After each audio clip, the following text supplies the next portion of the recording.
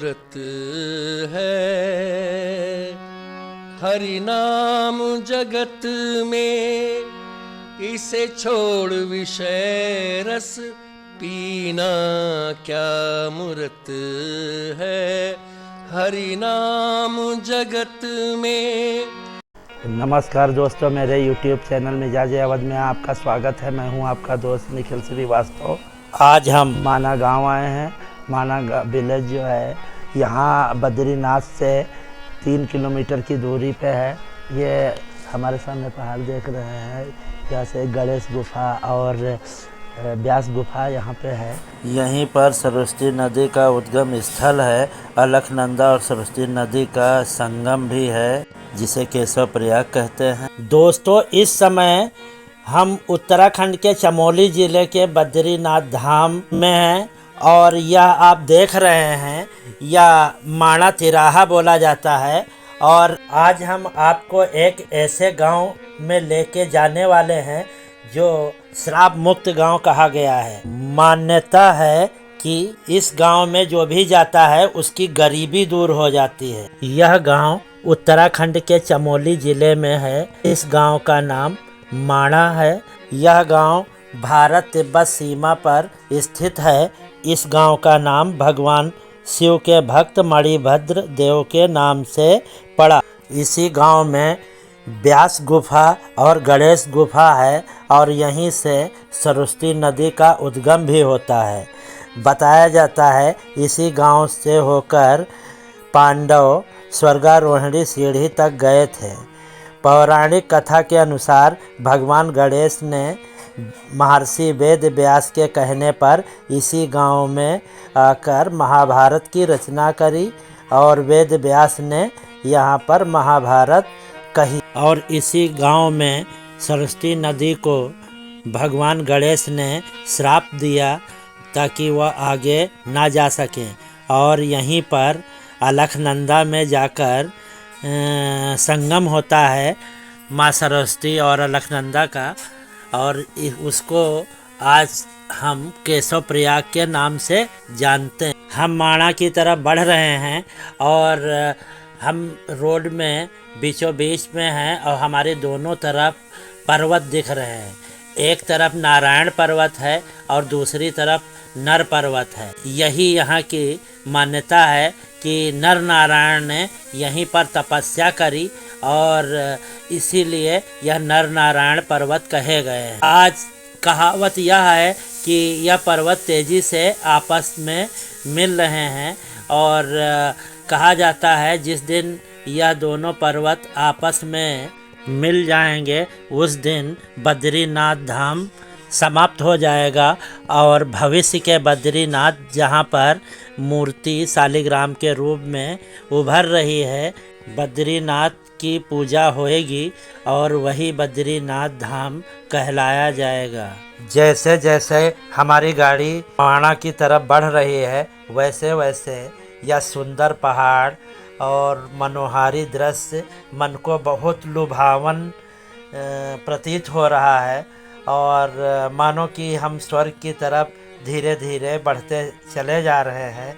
और स्वर्ग का नाम लिया तो यह स्वर्ग ही कहा जाता है और यहीं से स्वर्ग का रास्ता आगे जाता है। यहीं से पांचों पांडव स्वर्ग के लिए गए थे।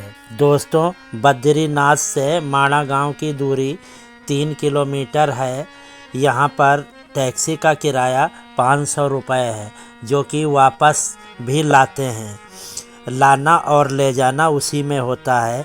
आप अकेले हैं तब भी 500 रुपये ही लगेंगे और आप 4-5 लोग हैं तब भी 500 रुपये ही टैक्सी वाले लेते हैं, जो कि माणा गांव तक ले जाते हैं। और आप जब माणा के दर्शन कर लेते हैं फिर उसके बाद आपको दोबारा बद्रीनाथ फिर से छोड़ देते हैं। यहाँ पर माणा गांव तक बहुत ही अच्छी सड़क बनाई गई है, जो कि बीआरओ द्वारा बनाई गई हैं।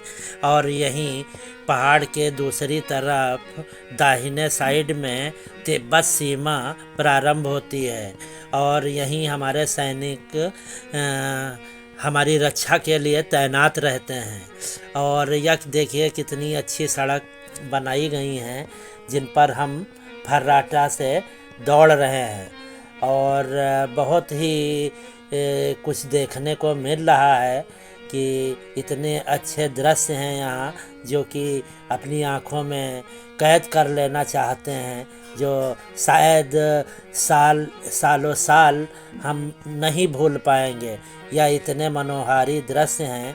अभी कुछ ही पलों में शायद हम माणा गांव तक पहुंचने वाले हैं। और यह आप वाहन देख रहे हैं जो लोग अपनी बस बुक करा के बद्रीनाथ धाम के लिए दर्शन हेतु आते हैं, वह माणा ज़रूर आते हैं। उन टूरिस्टों की यह बस यहाँ पे पार्किंग की गई है। और यह देखिए माणा गांव का बोर्ड है जो कि भारत का प्रथम गांव कहलाया है। और यहीं से इसी बोर्ड के पास से ही दाहिने साइड में सीमा तक सड़क गई है। शायद उस पर हम लोगों को जाने की इजाज़त नहीं दी गई है। दोस्तों, हम माणा गांव आ चुके हैं और यह पार्किंग है यहाँ पर। और यहाँ से माणा गांव के अंदर हमें पैदल ही जाना होगा, क्योंकि यहाँ पे देखिए कितना ट्रैफिक जाम लग चुका है। जो भी बद्रीनाथ धाम के दर्शन करने आता है वह माणा गांव ज़रूर आता है। और ये देख रहे हैं आप पालकी वाले ऐसे लोगों को दर्शन कराते हैं जो चल नहीं सकते। उनका किराया 1000 रुपये लेते हैं और माणा गांव के सभी दर्शन करवाते हैं, जैसे कि गणेश गुफा, व्यास गुफा, भीम पोल, सरस्वती उद्गम जिसको कहते हैं। फिर उसके बाद पार्किंग पर आपकी गाड़ी तक पहुंचा देते हैं। माणा गांव सरस्वती नदी और अलकनंदा के संगम तट पर बसा हुआ एक छोटा सा गांव है। और यहाँ पर ज़्यादातर जड़ी बूटियाँ पाई जाती हैं जो विभिन्न प्रकार के रोगों को दूर करती हैं। और पथरी के लिए यहाँ पर पाई जाने वाली जड़ी बूटी काफ़ी कारगर साबित होती है।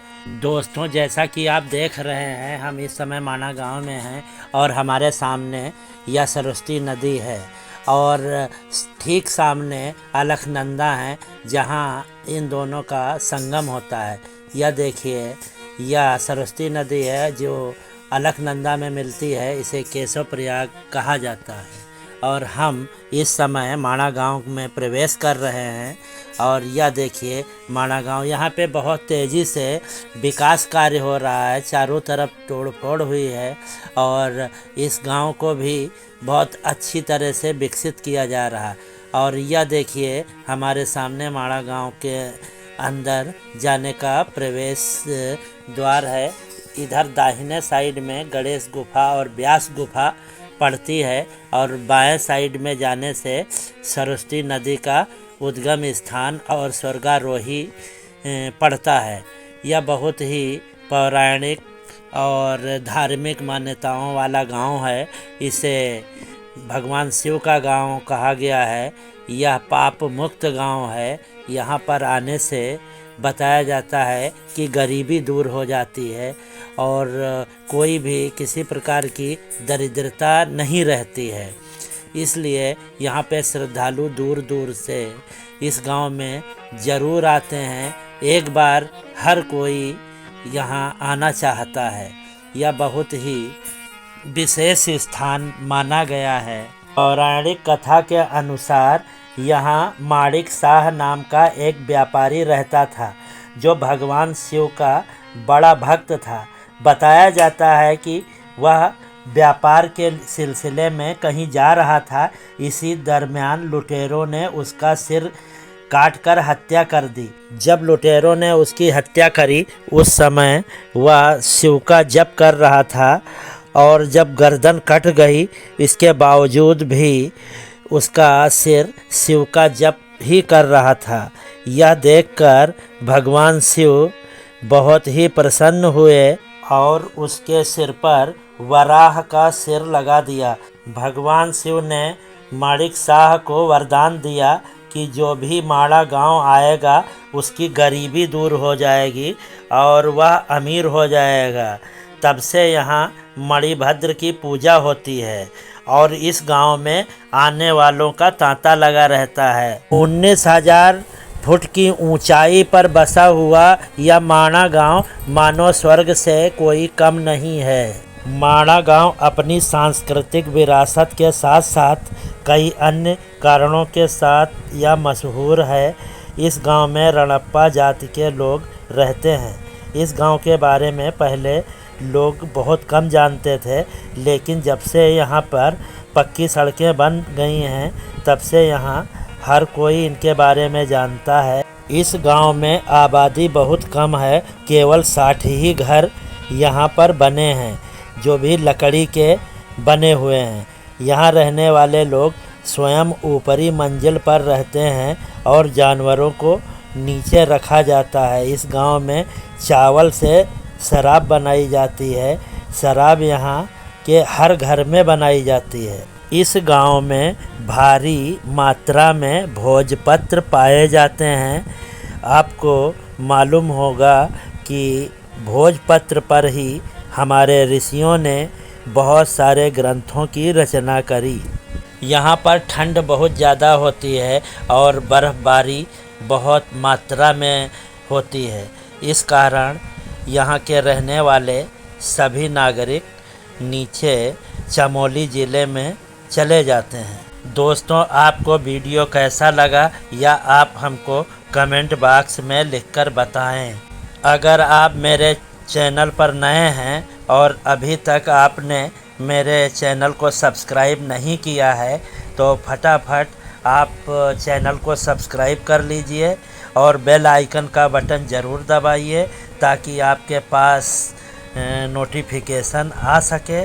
और आपसे मेरा विनम्र अनुरोध है कि वीडियो को लाइक करिए, कमेंट करिए और अपने दोस्तों के साथ शेयर करिए ताकि हमें प्रोत्साहन मिल सके और इस तरीके से नए नए वीडियो मैं आपके लिए बना सकूं और आपको दर्शन करा सकूं।